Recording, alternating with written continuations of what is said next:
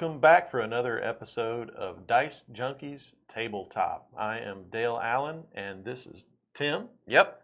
And we are going to bring you a discussion about Betrayal at Baldur's Gate, published by Avalon Hill. This is I wouldn't call it a reskin because it's not really a reskin. It's been redone.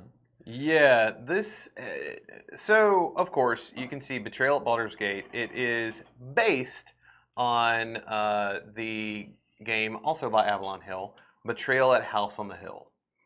And what I think that Dale's trying to kind of allude to is that this is not just a D&D themed flavored version of the game. Correct. It really is a new game in and of itself.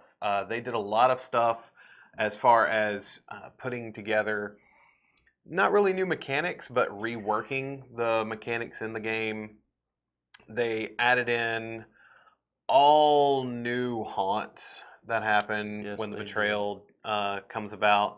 They added in, they streamlined a lot of the different mechanics as far as how the game plays. Mm-hmm. But they really did do a good job of keeping true to the Betrayal at House on the Hill feel. Yes. So while also staying true to the feel of Baldur's Gate in D&D. Oh, absolutely. You know, Dungeons and Dragons. That's my wheelhouse. That's Dale's wheelhouse. That's, you know, we both grew up on that stuff, and you know, everything from, you know, whenever you enter the realm of Faerun and go along the Sword Coast and you see Baldur's Gate. Well, whether you've played it in the tabletop version of the game for D&D, or whether you've played the old Baldur's Gate actual video games. Oh, fond memories. Right. This really keeps true to it. And there's some really neat things that you can see while you're in the game. Continuing together? Yeah, we're going this way. The Beast's Lair. Oh, yeah. Another omen. The Beast Lair? The Beast's Lair. The Beast Slayer. Beast Lair. Lair. Okay. Plural beast. Oh, it's an omen. Lair. Yeah, it is. Dimensional shackles. Oh, cool. The shackles immediately latch onto your legs. Lose 1 speed. Gain 1 speed if you lose control of the dimensional shackles. How do I lose control of them? Let's see. Who knows? Let's just... So apparently you have to hold them I guess. in front of you? I guess. Whenever you make an attack against an adventurer on your tile and win, you may give the defender this card instead of inflicting damage. This omen can't be dropped or stolen, but it can be given as above. It can also be traded as long as both players agreed. That's cool. I think this game has decided you're going to be the traitor. Apparently. But at the same time, Let's see. what's your speed? Dimensional No, my shackles, speed is only 3. werewolf. It's my sanity that's... That's what I'm saying. So as long as we can outrun you, we're good. And with that, let's get into the review. Okay. So starting off with design. Let's debate a little bit about the design on this one. Do you notice how I folded my arms on that one? Yep. Yeah. And I think I a little know bit why. of body language to take you where I'm planning to go there. So, I guess I'll start off with this one, and you know, who knows, my mind may change towards the end of it. But starting off with the art style of this game, it is very reminiscent of Betrayal at House on the Hill. They kept that true, but they also kept in with the design, like we talked about a minute ago about Dungeons and Dragons. The style for Baldur's Gate is still in there. I love the fact that everything seems to be fairly well made. The cards for the characters are very well done, and something I'll get to here in a second, the characters are actually different things, as opposed to just a different skin in the original Betrayal at House on the Hill. these are actually different characters, which is fantastic. And not only that, but these characters each have their own special ability. Right, and we'll get to that one here in a little bit in mechanics, but that's just a huge thing. Keeping with normal Betrayal at House on the Hill, the actual tiles are fantastic. It's very well done. The cards are very well done as well. The art on them is minimalistic, but when you've got nothing but text on the other side, it kind of makes sense. In this game particular, in Betrayal, I would have in the original Betrayal at House on the Hill, I would have loved to see more art on the cards. In this, I mean, D&D is all about your imagination, so that really speaks to me in that one. Speaking on the dislikes, for me, one of the big dislikes on this, besides what I'm sure that Dale's going to speak about here in a little bit, is the actual figures. And I've got to knock the figures for this game, just like I do for the original Betrayal at House on the Hill. I love the fact that it actually comes with pre-painted figures, but the same issue that you're going to get with any sort of pre-painted figures in any sort of mass-produced production like this, the quality on them is just not that great. I may be a little picky on that, but you know, for this one, they're not bad, but they're definitely not great. Dale, what do you think about the design of this game? Well, I don't mind the figures so much. I think they're actually better than the ones that come in Betrayal at House on the Hill. It depends on which box you buy. Well, I guess so. First edition or second edition. Right. I am told that second edition characters are not quite as nicely done as the first edition characters. But one thing that gets me is they include, I mean, there's got to be 100 cardboard tokens here in this game. And as you can see, I have put them aside in a little jewelry box that we got at Walmart for like $1.50. For now, I'm going to find a better way to package this, but they don't really have a nice way of storing these in the box other than just throwing them in there and letting them all commingle, and that makes them really hard to dig out and find at the appropriate times. Yeah, and I agree with that 100%. If you don't have anything like the little jewelry box that we have here, little baggies to keep them in, if you don't have any sort of way of kind of organizing this on your own, prepackaged in the box, it's horrible. Everything is just kind of there together. There are spots, obviously, for the cards. There are spots for the character cards, spots for the tiles, but that's really it. You just kind of shove everything else in there, and that is definitely a downside to this game. They could have done a little bit better job with that. I think altogether, that being said, Dale, how do you feel about it? I give the design category a 3. Okay. I'm gonna give it which this may seem a little strange to you guys, but I'm gonna give it a 4. Even with the faults that it has, the production quality of it is pretty good. I know, and it's the same. And I can tell it's the same as Betrayal. I've played Betrayal at House on the Hill hundreds of times, and everything stays together fairly well. You don't really get too much of the fraying on the edge of the cardboard. The cards are still in good shape. No. But with this one, I can see that it's the same quality.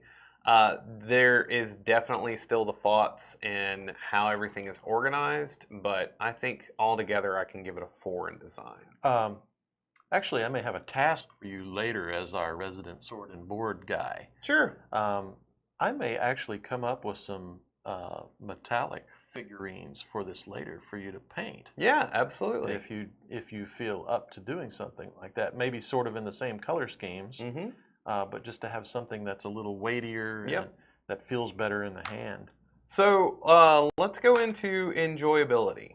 For the enjoyability of this game, altogether, I love this game. I enjoy playing it every single time that I do play it. Let's get your opinion on this, Dale. How do you feel about it? Love it. Okay. Why? Just love it. Because it is just it's everything I would have designed in a game, minus the places to store my cardboard punch outs. But I like games where you build the board as you go. Those intrigue me, and I like the ability to find items as you encounter unexplored rooms. Oh, for sure. Yeah. Yeah, that's very D&D like in itself. Oh yeah, yeah, and that's that I think in the original Betrayal at House on the Hill, that was a lot of fun. That was a neat aspect to it. When you add in the D&D aspect, the theme that you get from D&D in this, it really matches well together. I agree. think that they do a better job of it in this game than they do in the original game. Oh yeah, 100% agree.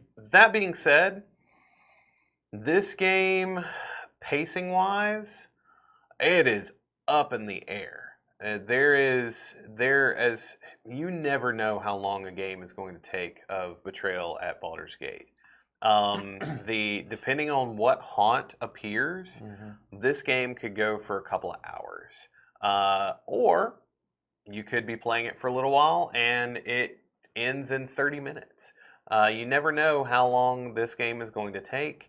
The players that you're playing with definitely will influence how you are enjoying the game.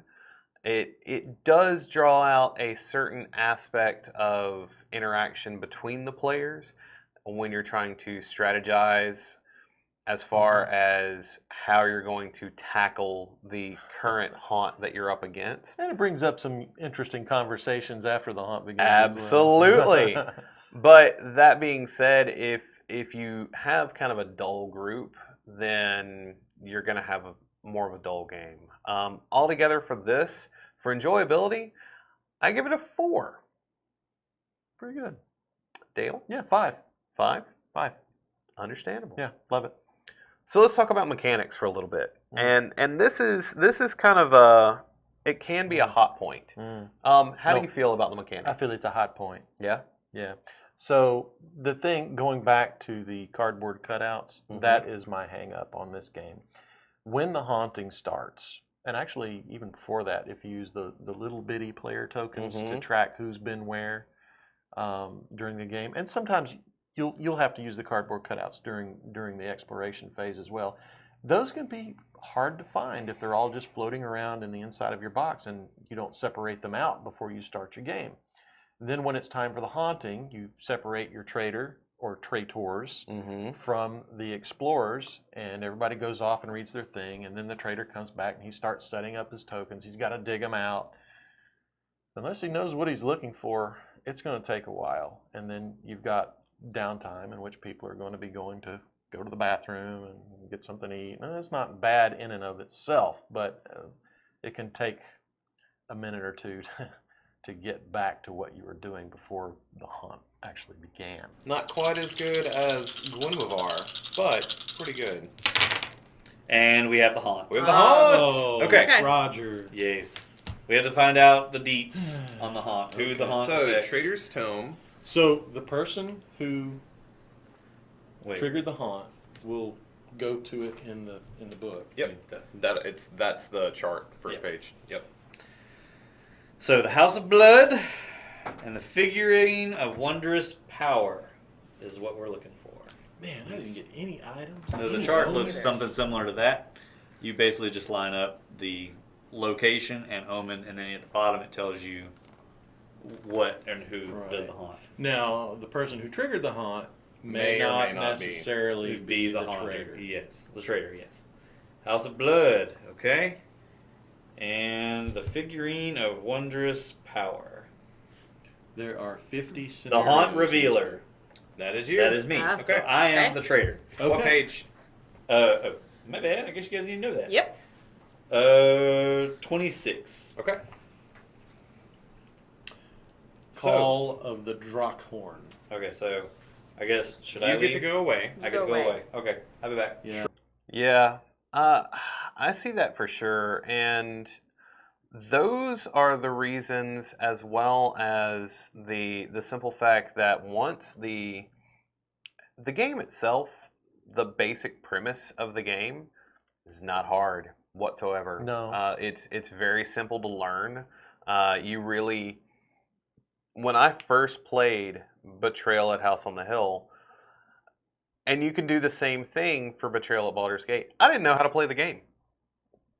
No one explained the rules. No one told me what I was supposed to do. We just sat down and they said, okay, here's what you do. Yeah, as long as And- you've got one player who has played before, it's very Absolutely. easy just to jump in and kind of take direction. And the actual rule book of the game, although it is, it's got a lot of little intricacies in it, it's more of a when it comes up. It's more of a reference guide. Mhm. The actual rules are only a couple of pages long. Yeah. So it's very easy to learn. Once you hit that haunt, it kind of hits the fan. It depends on the haunt. It depends on your players. It depends on a whole bunch of different things as far as how easy or complex it is to figure out what you're doing. And with that, I mean, even together, the aspects, what they've done between Betrayal at House on the Hill onto here to increase the make the turn order more efficient. They changed how the haunts actually appear, which I like the version that they do in Betrayal at Baldur's Gate better than I do in the original Betrayal at House on the Hill. I do too. They've streamlined a lot. They cut out a lot of different things that didn't really make sense. And one of the biggest things for this, and we spoke about it a little bit earlier, on the character cards, whereas beforehand there was just a bunch of useless nonsense talking about height, weight, activities, different things that really did not matter. The birthday mattered. The birthday mattered, Because but that determined who starts the game. right. But comparatively, that's the only thing that was on there that made any sense. Right. This, for every single character, they have their own ability, and it all goes to a specific D&D ability. Dadius the Scarlet, he is a wizard, and he can use magic missiles. And they all have different abilities, so there is, just besides, choosing Flash, who's fastest, or anybody else, in Betrayal at House on the Hill, there's a point to choosing the different characters. And you can play as a different one and still feel useful. Mm-hmm. And I love that. Altogether with that, yeah, it's got some faults in the mechanics, but I'm going to give it a 4. 3. 3. Excellent. Okay. So let's talk about replayability. What do you think about the replayability? I gotta of tell you, this game? every time I take this with me to game night, people want to play it. And I am happy to oblige. I have no problem whatsoever playing this game again and again and again. It's going to be different every single time you play it. Mm-hmm. There is no possible way this game could be played the same way twice. No, you're absolutely correct. Just the simple fact that the randomness of the tiles, the randomness of the haunts that appear, The cards. Yeah. themselves, everything in here is completely random. But it's not just an RNG game. It's not just a it all depends on a dice roll or anything along those lines. They've added in a lot of different things to it. You can play this with the same group of people multiple times and enjoy it multiple times. You can play it with a different group of people every single time that you play it and enjoy it every single time. There is not a single time that someone has brought up the idea of, hey, let's play one of the Betrayal games, and I've said no. Yeah. I have to give this a 5 as far as replayability. This game just does a great job of allowing you to come back and play it again and want to play it again. Totally agree. I also give it a 5. Excellent. In fact, there is a new Betrayal game coming out soon that I understand you have already pre-ordered. Absolutely. And we will be reviewing that on there. Excellent. That will be what? Betrayal Legacy? Legacy, yes. Excellent. They're doing a legacy version of this game, and we may wind up doing a series of it. However, with that, altogether, Dale, you gave this score a 17. I think you were at a 16. Oh, okay. My math is bad. I gave it a 16. You gave it a 16. So sue me. I, however, and this may be a Dicejunkies Tabletop Edition first, I gave it a 17. I actually gave it a higher score than you did. That's amazing. Do you even like this game as much as I like it? No, I love this game. Okay. This game is fantastic. And the unfortunately, keeping with what we've done in the past, we have to round down. So I think that rule needs a revisit. the total of this game is a 16. 16 out of 20, guys. Still a very solid score. Yeah, that would definitely hit a skeleton. Very, very easily. With an arrow. With an arrow, you're right. The game is fun. Give it a shot. Pick it up. Whether you're a fan of the other Betrayal games, whether you've ever played it before, if you're a fan of D&D and you want to find out something new, this game is fantastic. Give it a shot. Again, by Avalon Hill. Got to show them some love because they put a lot of time and energy into this, and it has some great stories that you can go back to again and again and again. Oh, and get yourself a jeweler's kit to keep all your cardboard tokens. Yeah, definitely do that because it's kind of impossible to play otherwise. It'd be like pulling out of a deck of many things. Hey, I see what you did there. Yeah. So with that, guys, just like every other time, if there's anything else that you'd like to see us play, anything that you'd like to see us review, be sure to comment, be sure to like us, subscribe to us if you want to see more things like this. Even if you don't want to see more things like this, share us with your subscribe. friends. And be sure to check us out on Instagram, Facebook, Twitch. We will be doing more of these playthroughs on Twitch once every other Thursday. And until then, keep playing games. See you later, everybody.